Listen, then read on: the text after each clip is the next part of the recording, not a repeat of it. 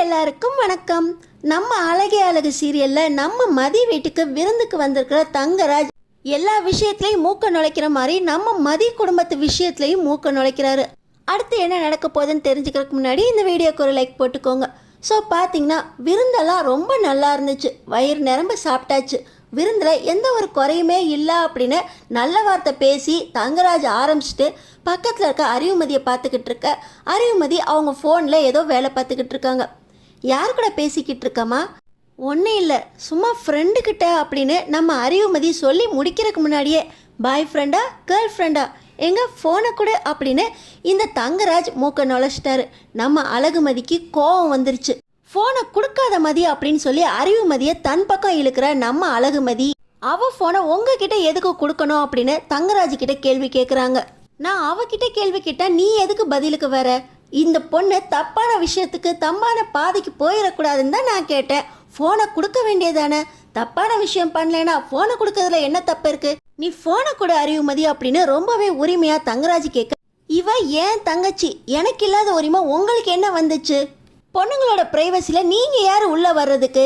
இது எங்கள் வீடு, எங்கள் வீட்டு விஷயத்த நாங்கள் கவனிச்சுக்குவோம். உங்களோட அதிகாரத்தெலாம் உங்கள் வீட்டில் வச்சுக்கோங்க அப்படின்னு நம்ம அழகுமதி தங்கராஜுக்கு சொல்ல, என்னது ஏன் வீட்டில் வச்சுக்கணுமா? இது யார் வீடு அப்படின்னு தங்கராஜ் கேட்குறாரு. இது எங்கள் வீடு, எங்கள் அப்பா சம்பாரித்து கட்டின வீடு அப்படின்னு நம்ம அழகுமதி சொல்கிறாங்க. ஓஹோ, உங்கள் அப்பா சம்பாரிச்சாரு, சரி, அந்த பணத்தில் தான் கட்டினாரா? எல்லாத்துக்குமே என்கிட்ட தான் வந்து நின்னாரு. உங்கள் அப்பா கடனை கட்ட முடியாமல் தவிச்சுக்கிட்டு இருந்தப்ப தான் சுரேஷுக்கு கல்யாணம்னு போனதுக்கு காரணமான ஒன்றை ஏன் சுரேஷுக்கு கல்யாணம் பண்ணி வச்சேன். அந்த பணத்தை நான் கொடுக்க வேண்டான்னு சொல்லலையே. இன்னமும் அந்த வீட்டோட பத்திரம் என்கிட்ட தான் இருக்குது. இந்த வீடு என் வீடு. எப்போ நீங்கள் பத்திரத்தை மீட்கிறீங்களோ அது வரைக்கும் அந்த வீடு என் வீடு தான். இந்த வீட்டு பத்திரத்தை உங்கள் அப்பா எப்போ மீட்கிறாரோ அப்போ தான் அதை உங்கள் வீடு அப்படின்னு நீ உரிமையாக சொல்லலாம். அது வரைக்கும் என்ன சொல்லு, என் வீடு, இந்த தங்கராஜோட வீடு. தங்கராஜோட வீட்டில் இருக்கிறவங்க எல்லார்கிட்டையும் தங்கராஜ் அதிகாரம் பண்ணதான் செய்வான் அப்படின்னு தங்கராஜ் சொல்கிறாரு. இப்போ பார்த்தீங்கன்னா நம்ம அழகுமதி பின்னாடி பாக்கியராஜ் வந்துக்கிட்டு, அந்த பொண்ணுக்கிட்ட எதுக்கு வம்பு பண்ணிக்கிட்டு இருக்கீங்க? அந்த பொண்ணு பாட்டுக்கு அது ஃபோனில் பார்த்துக்கிட்டு இருந்துச்சு, அதை தெரிஞ்சுக்கிட்டு நீங்கள் என்ன பண்ண போகிறீங்க அப்படின்னு பாக்கியராஜ் கேட்க, பாக்கியராஜை ஒரு முறைக்கிறாரு தங்கராஜ். இப்போ பார்த்தீங்கன்னா, டேய் சுரேஷ், என்னடா பார்த்துக்கிட்டு சும்மா இருக்க? அறிவுமதி தான் கேட்டுக்கிட்டு இருக்குல்ல, அவங்க வீட்டில் வந்து எதுக்கு வம்பு பண்ணணும்? பேசாமல் வந்தோமா, விருந்தை சாப்பிட்டோமா, சந்தோஷமாக பேசிட்டு போனோமான்னு இருக்கலாம். இப்போ இந்த வீட்டு பிரச்சனைலாம் நமக்கு எதுக்கு அப்படின்னு சுரேஷ் கிட்ட பாக்கியராஜ் சொல்ல, இப்போ சுரேஷ், மாமா இதெல்லாம் இப்போ வேண்டாம் மாமா, அவகிட்ட வாய் கொடுத்து மீள முடியாது அப்படின்னு சொல்ல, என்னடா சுரேஷ், உங்கள் அண்ணன் சொல்கிறானே, நீ என்கிட்டயே கேள்வி கேட்குறியா அப்படின்னு தங்கராஜ் கேட்குறாரு.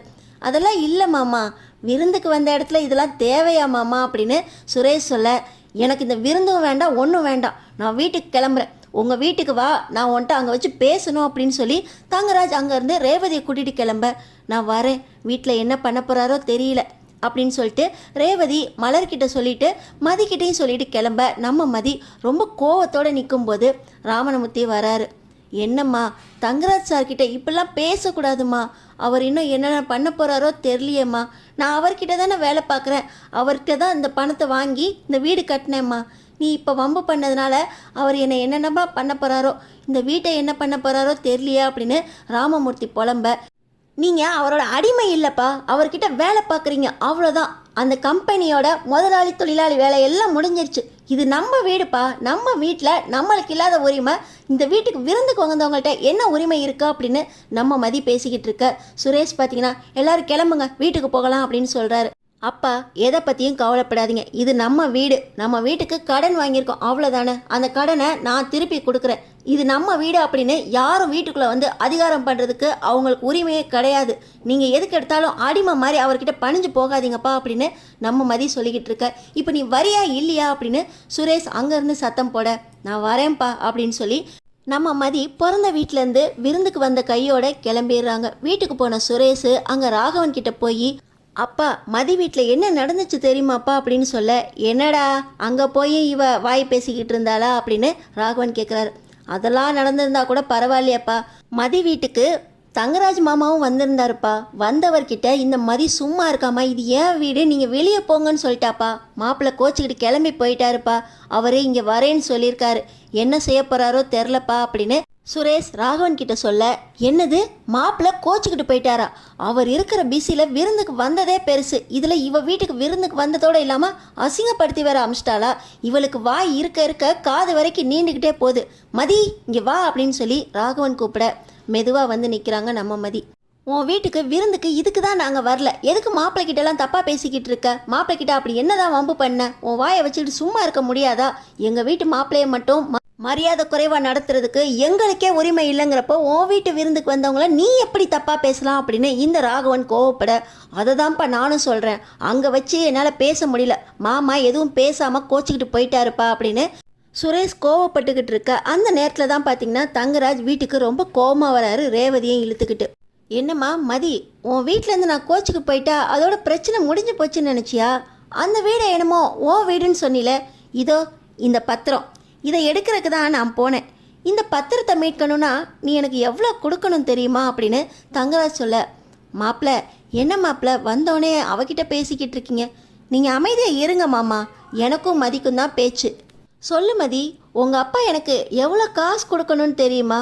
எவ்வளோ லோன் எடுத்திருக்காரு என் கம்பெனிலேருந்து தெரியுமா உனக்கு அப்படின்னு இந்த தங்கராஜ் நம்ம மதியோட வீட்டு பத்திரத்தை பார்த்து கேட்க, நம்ம மதிக்கு எவ்வளோ வாங்கியிருக்காரு, எவ்வளோ வாங்கினாலும் எங்கள் அப்பா திருப்பி கொடுத்துருவாருல்ல அப்படின்னு நம்ம மதி சொல்கிறாங்க. இந்த கடனை திருப்பி கொடுக்கறதுக்கு உங்கள் அப்பா என்கிட்ட எத்தனை வருஷம் வேலை பார்க்கணுன்னு தெரியுமா? இப்போ கூட இந்த பத்திரத்தை நான் தான் வச்சுருக்கேன், இது என்னோட வீடுன்னு சொல்லி உங்கள் அப்பா குடும்பத்தை அப்படியே வீட்டை விட்டு வெளியே துரத்த முடியும், நடு ரோட்டில் நிற்க வைக்க முடியும். ஆனால் தங்கராஜ் ரொம்ப நல்லவன், இந்த மாதிரி விஷயத்தெல்லாம் பண்ண மாட்டான்.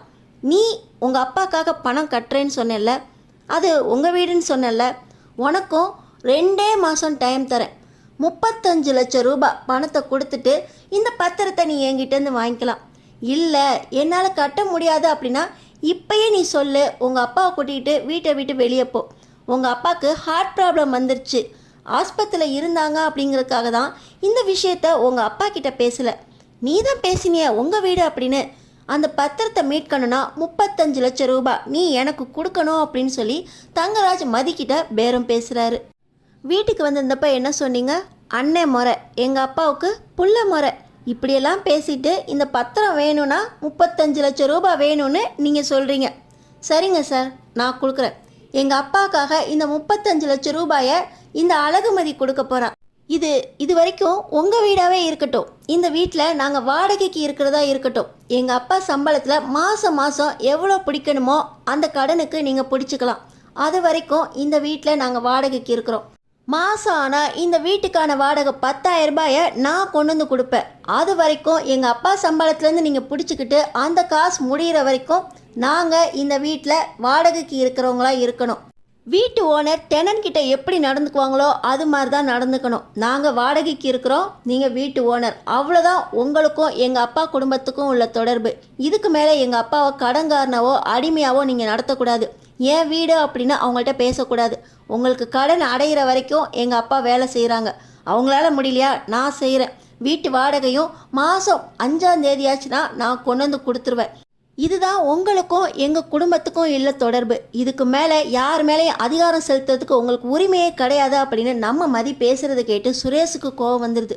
ஏய் மதி, இந்த வீட்டு மாப்பிள்ளைக்கிட்ட எப்படி மரியாதையாக பேசணும்னு உனக்கு தெரியாதா அப்படின்னு சுரேஷ் கோவப்பட, நாங்கள் இப்போது வீட்டு மாப்பிள்ளை அப்படிங்கிற உரிமையில் பேசலை, அவர் வீட்டு ஓனர், நாங்கள் அந்த வீட்டில் குடியிருக்கிற டெனண்ட், அவ்வளோதான். இந்தாங்க சார், இன்றைக்கி தேதி 5 தானே, இந்த மாதத்து வாடகை 10,000 ரூபாய். இதுக்கு மேலே எங்கள் அப்பாவை ஏதாவது தரக்குறைவாவோ மரியாதை குறைவாவோ பேசுனீங்க அவ்வளோதான். எங்கள் வீட்டில் யார் மேலேயும் அதிகாரம் செலுத்துறதுக்கு உங்களுக்கு உரிமை கிடையவே கிடையாது அப்படின்னு நம்ம மதி வீராப்பா அங்கேருந்து பேச, என்னடி இவ சொந்த வீட்டை நாங்கள் வாடகைக்கு விட்றோன்னே சொல்லவே இல்லையே, இவ பாட்டு வாடகை கொடுத்துட்டு போகிறா அப்படின்னு தங்கராஜ் ரேவதியை பார்த்து கேட்க, எப்படி இருந்தாலும் உங்களுக்கு பணம் வருதில்ல அவ்வளோதாங்க அப்படின்னு சொல்லிட்டு ரேவதி மலரை பார்த்து கிச்சனுக்குள்ளே போக, நம்ம மலர் பார்த்திங்கன்னா காஃபி சாப்பிடுங்கண்ணே அப்படின்னு சொல்லி காஃபியை கொண்டு வந்து நீட்டுறாங்க. அடுத்தடுத்து என்ன நடக்க போகுதுன்னு தெரிஞ்சுக்கிறதுக்கு நம்ம சேனலை சப்ஸ்கிரைப் பண்ணி தொடர்ந்து பாருங்கள்.